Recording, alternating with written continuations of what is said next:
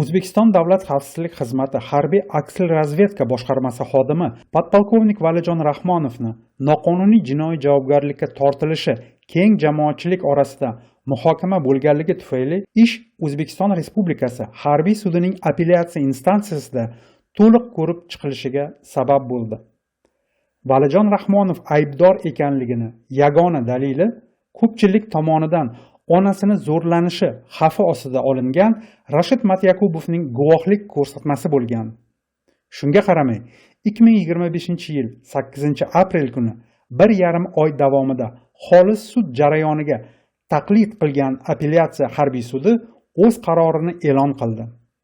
AQSh va Birlashgan Millatlar Tashkiloti foydasiga josuslik qilganligi uchun podpolkovnik Rahmonovga nisbatan 16 yil qamoq jazosi tayinlangan O'zbekiston harbiy sudi birinchi instansiyasining hukmi o'zgarishsiz qoldirilsin. Ushbu qaror sud majlisida sudlanuvchining advokati yo'qligida e'lon qilindi.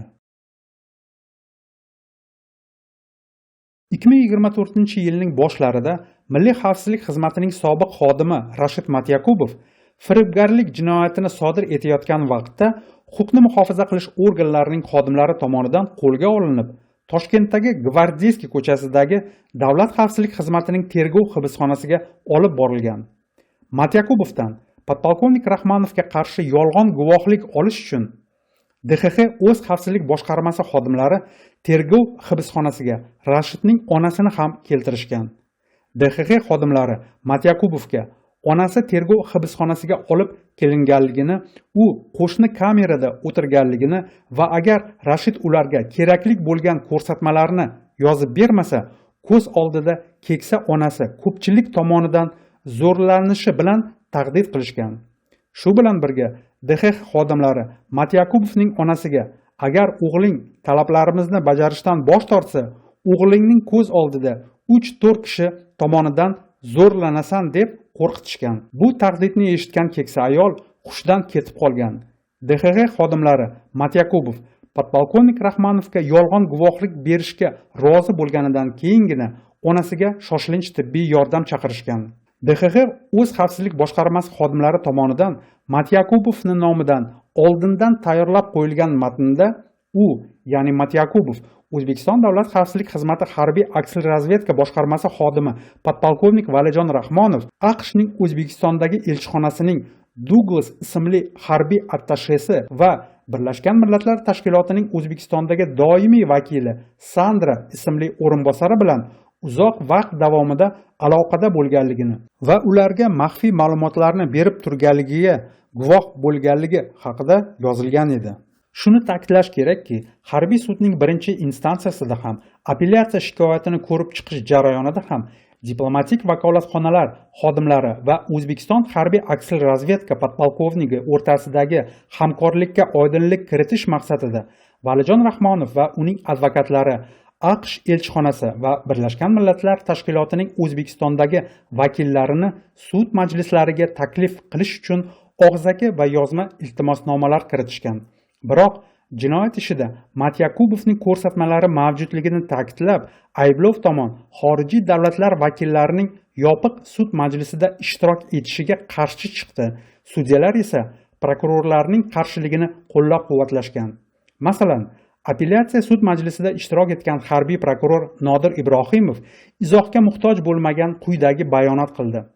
AQSh elchixonasi va Birlashgan Millatlar Tashkilotining O'zbekistondagi vakillarining bu ishga qanday aloqasi bor? Apellyatsiya sudi tomonidan podpolkovnik va uning advokatlarining iltimosnomalarini rad etilishi Valijon Rahmonovga nisbatan jinoyat ishining uydirma ekaniga yaqqol dalildir. Sud majlislaridan birida Matyakubov ilgari bergan ko'rsatmalaridan voz kechishini, chunki ular jismoniy va ma'naviy qiynoqlar ostida, xususan ko'z oldida keksa onasini ko'pchilik tomonidan zo'rlash xavfi ostida berganini aytib o'tgan. Matyakubovning ushbu bayonotidan so'ng Davlat xavfsizlik xizmati o'z xavfsizlik boshqarmasining Shohrux ismli xodimi tergov hibsxonasiga bir necha bor tashrif buyurib, Rashidga va oilasiga nisbatan jismoniy zo'ravonliklar tahdidi ostida undan tergov vaqtida bergan ko'rsatmalariga qaytishini talab qilgan. DXXning Shohrux ismli xodimi ham ishtirok etgan navbatdagi sud majlisida Matyakubov dastlabki tergovda bergan ko'rsatmalarni tasdiqlab, ularni ko'rib chiqilayotgan ish bo'yicha dalil sifatida qabul qilinishini sud hay'atidan so'radi. Lekin harbiy sudning apellyatsiya hay'ati Matyakubovning keskin qarama-qarshi ko'rsatmalariga hech qanday munosabat va huquqiy baho bermadi. Shuni ta'kidlash kerakki, ushbu jarayonda raislik qiluvchi sudya Jumayev bo'lgan. Ammo negadir sud stolining markazida o'tirgan Sadriddin Eshonqulov ish bo'yicha barcha asosiy qarorlarni yakka o'zi qabul qilgan.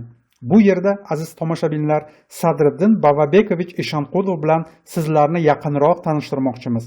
O'zbekiston Respublikasi harbiy sudining raisi noan'anaviy jinsiy orientatsiyalik shaxs bo'lganligi uchun uzoq yillar davomida O'zbekiston maxsus xizmatlari uni kalta arqonda ushlab yurishadi.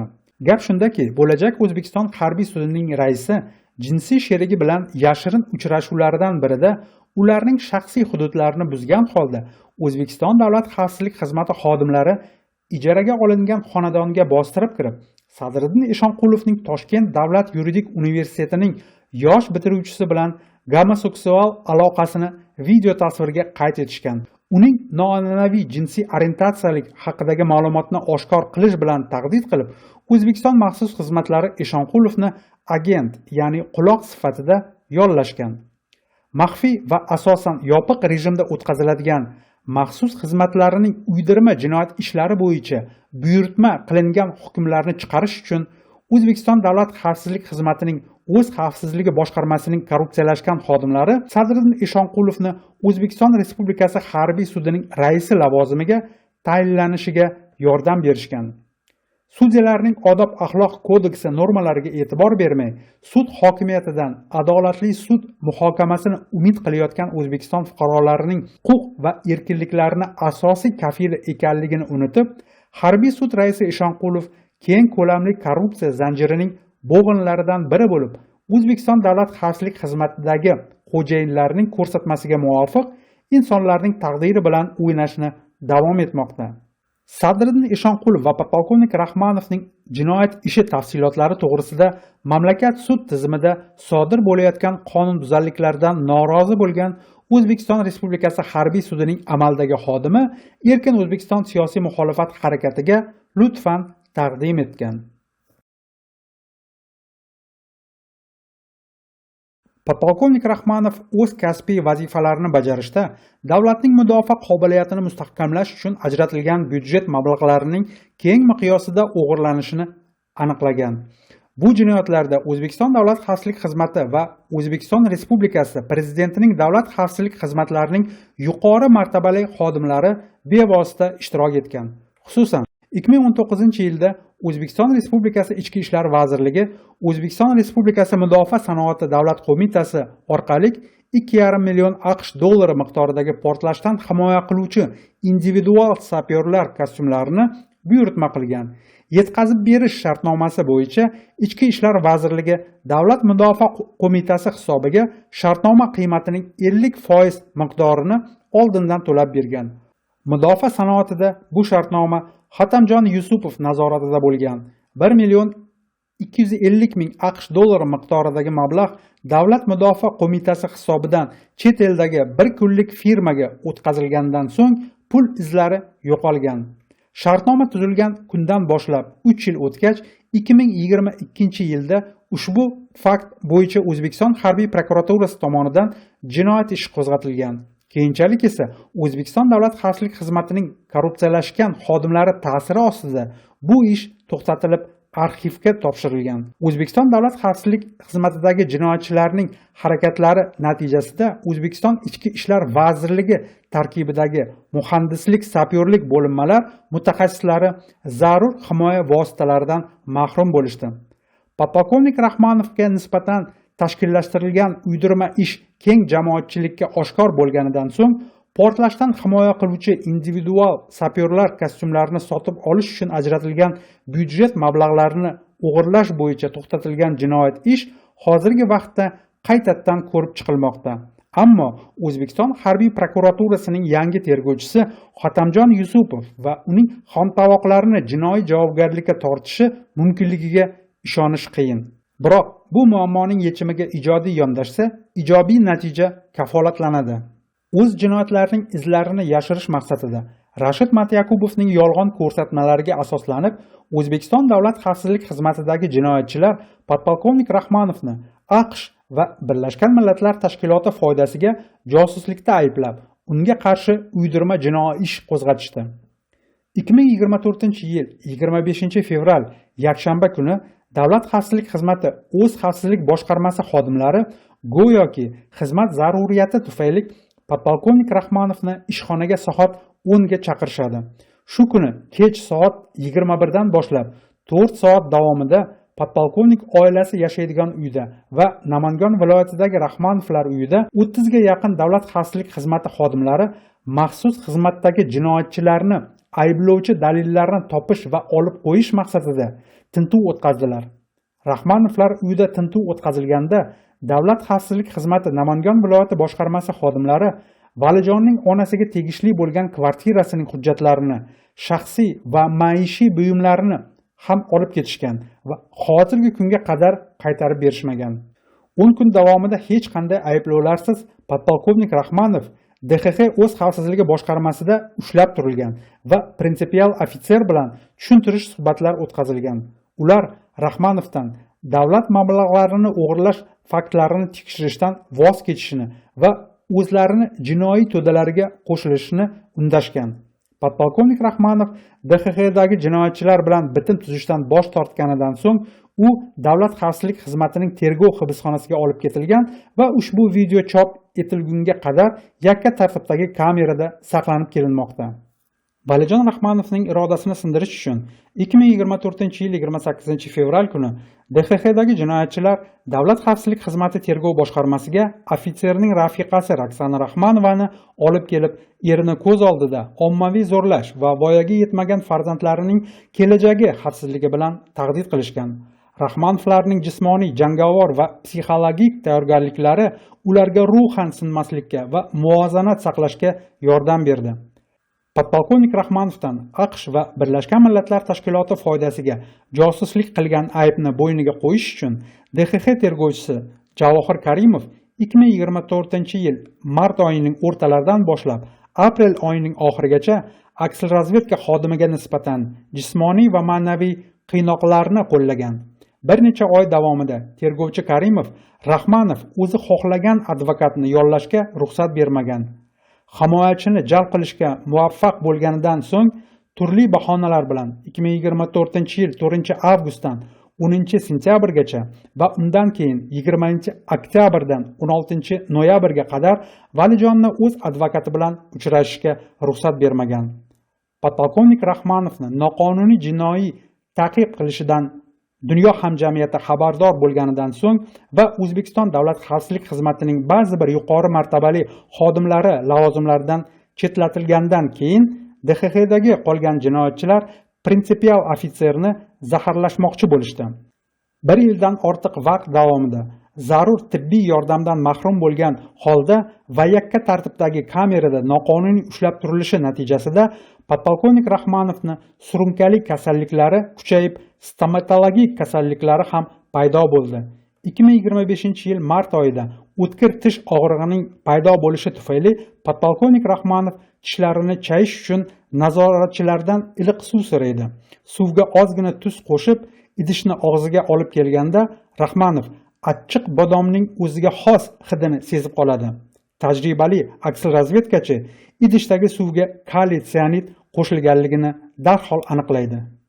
Bo'lgan hodisa yuzasidan podpolkovnik Rahmonov apellyatsiya harbiy sudining sud hay'atiga xabar beradi va ushbu holat bo'yicha tergov jarayoni tashkil etilishi to'g'risida iltimosnoma kiritadi.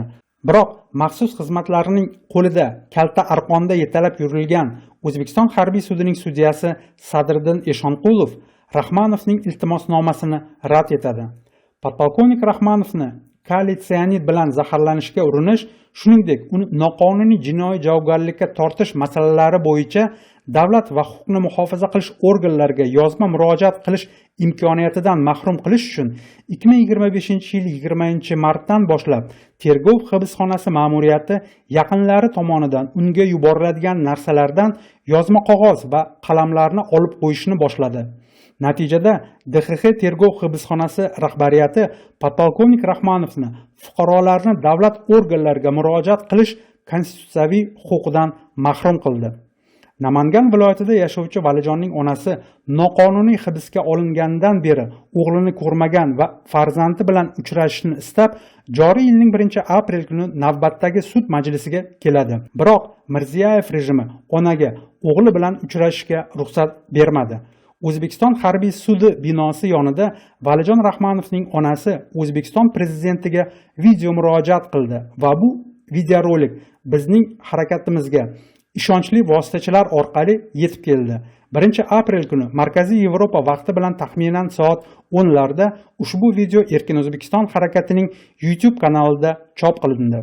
Shu kunning o'zida Markaziy Yevropa vaqti bilan soat 16:45 da Bahodir G'ayratov ismli foydalanuvchining shikoyati asosida mualliflik huquqi buzilishi sababli podpolkovnik Rahmonovning onasining video murojaati o'chirilganligi haqida Erkin O'zbekiston YouTube kanali hosting xabarnomasini oldi. 24 soat ichida biz videoni tiklashga muvaffaq bo'ldik va shu vaqt ichida Bahodir G'ayratov ismli foydalanuvchi Fransiyada yashashini, bizning video kontentimiz O'zbekistondan boshqariladigan bugungi trendlar Facebook sahifasida vaqti oldingi sanaga o'zgartirilib yuklaganligini va shu sababdan mualliflik huquqi buzilganligiga da'vo qilib, Rahmonovning onasini video murojaati olib tashlash to'g'risida so'rovnomani yuborganligini aniqladik. 2025 yil 2-aprel kuni podpolkovnik Rahmonovning onasi o'g'li bilan uchrashishni umid qilib Toshkentda bo'lganida Rahmonovlarning Namangan viloyatidagi uyiga o'zini vakolatli organlar vakili deb tanishtirib, Valijonni onasini O'zbekiston prezidentiga qilgan video murojaati qanday qilib Erkin O'zbekiston YouTube kanalida e'lon qilinganligi to'g'risida uyda qolgan ayollarni so'roqqa tutmoqchi bo'lgan. Podpolkovnik Rahmonovning oila a'zolari qat'iyatlik bilan vakolatli organlar vakilidan o'zini tanishtirishini va qaysi organlar uni yuborganligini talab qilishganda, u Maugli multfilmidagi qo'rqoq shoqolga o'xshab darhol qochib ketgan.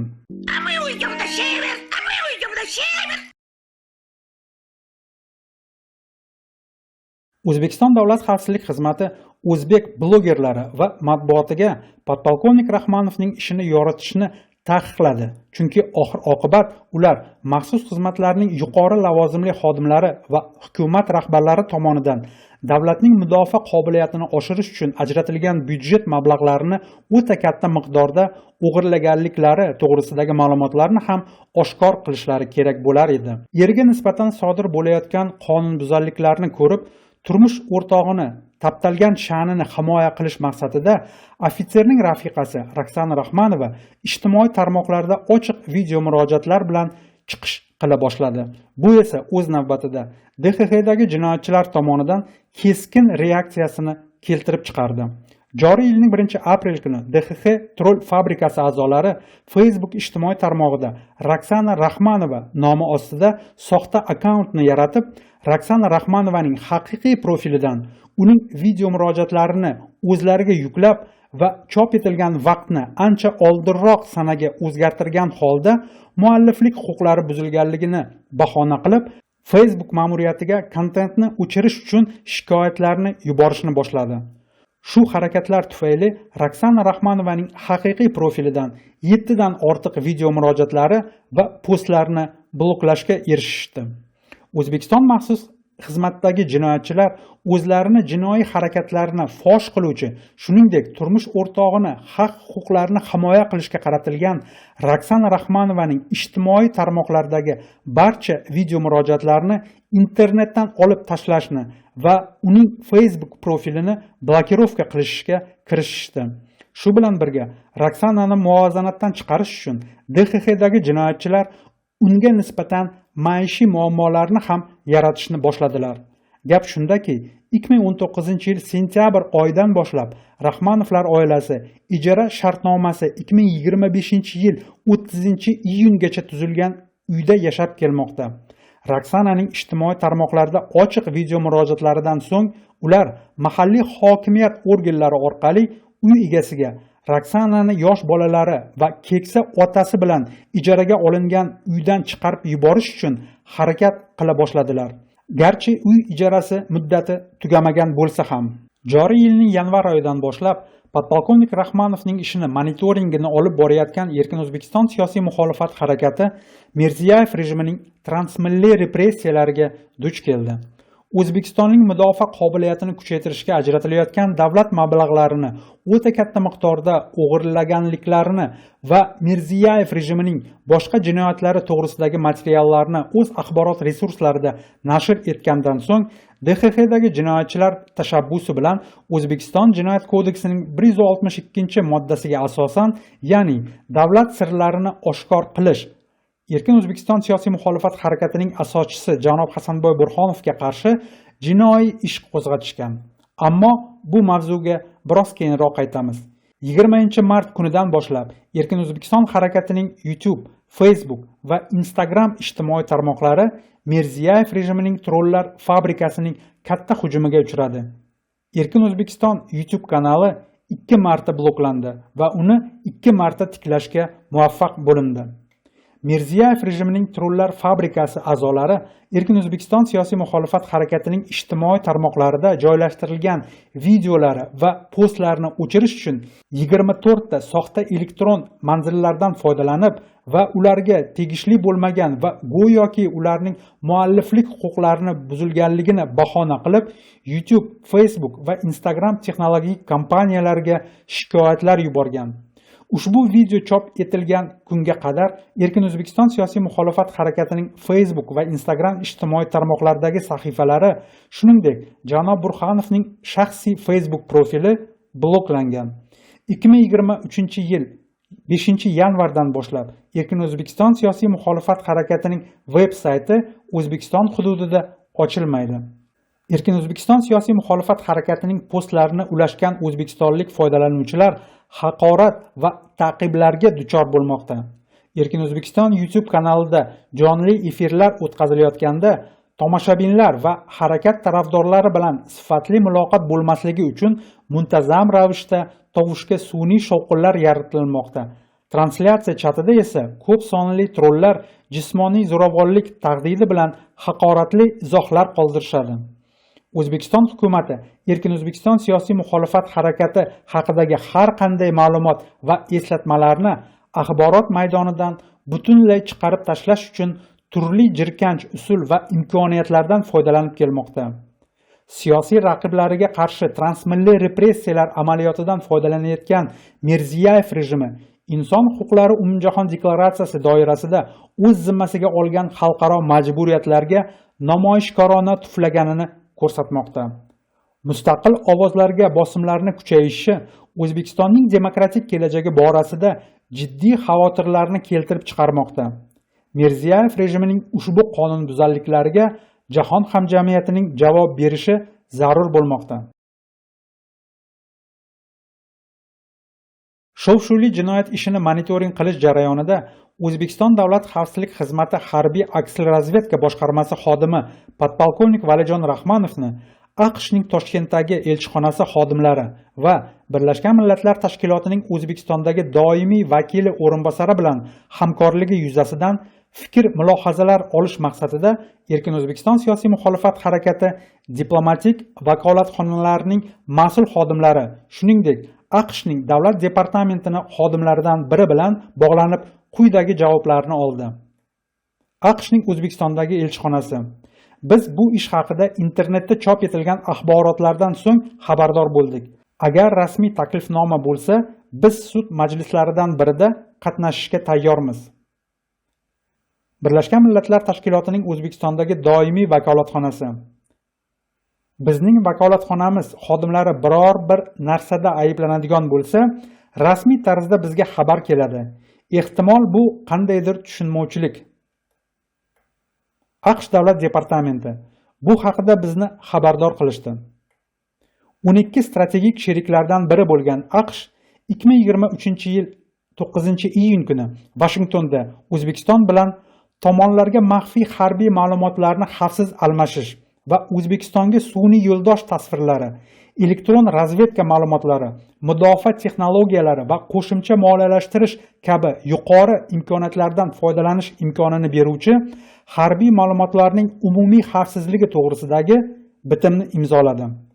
Agar O'zbekiston rahbari kuchli siyosiy irodaga ega bo'lgan qat'iyatli yetakchi bo'lganda edi, ushbu bitim mintaqadagi kuchlar muvozanatini o'zgartirishga imkon berib, Xitoy hamda Rossiya tomonidan Markaziy Osiyo mintaqasini sudraluvchi ekspansiyasini to'xtatuvchi faktor bo'lar edi. Biroq Mirziyoyev rejimining mavjud voqealiklarini hisobga olgan holda davlat hokimiyati organlarining qobiliyatsizligi, qarindosh urug'chilik, hokimiyatning barcha bo'g'inlarining mutlaq korrupsiyalashganligi, AQSh va O'zbekiston o'rtasidagi tuzilgan harbiy bitim mintaqani bosib olish ilinjida bo'lgan davlatlarga qarshi emas, ularning manfaati uchun ishlaydi. Agar har bir narsani o'z nomi bilan aytilsa, O'zbekistonning mudofaa qobiliyatini mustahkamlash uchun AQSh tomonidan taqdim etilgan barcha maxfiy ma'lumotlar bir muncha vaqtdan so'ng Mirziyoyev rejimining shimoliy va sharqiy strategik sheriklari qo'lida bo'ladi. Bu yerda shuni aytish joizki, rasmiy hujjatlar imzolanishidan oldin 2023-yil 6-iyun kuni rasmiy Toshkent amerikalik hamkasblaridan bitim matni mazmunini maxfiylashni, ommaviy axborot vositalari hamda boshqa rasmiy axborot manbalarida ushbu bitimni imzolaganligi to'g'risida yoritmaslikni talab qilgan. Shuni ta'kidlash kerakki, AQSh bilan shunga o'xshash hujjatlarni imzolaganda boshqa mamlakatlar rahbarlari o'z fuqarolaridan davlatlarining milliy xavfsizligi bilan bog'liq bitimlar tuzish faktini va mazmunini yashirishmaydilar. Harbiy bitim imzolanganidan 6 oy o'tgach, AQShning O'zbekiston bilan harbiy hamkorligiga oid maxfiy hujjatlarni Mirziyoyev rejimining xavfsizlik xizmati sizdirib yuborganligi aniqlandi va ularning 200 dan ortiq varaqlari internetda chop etildi.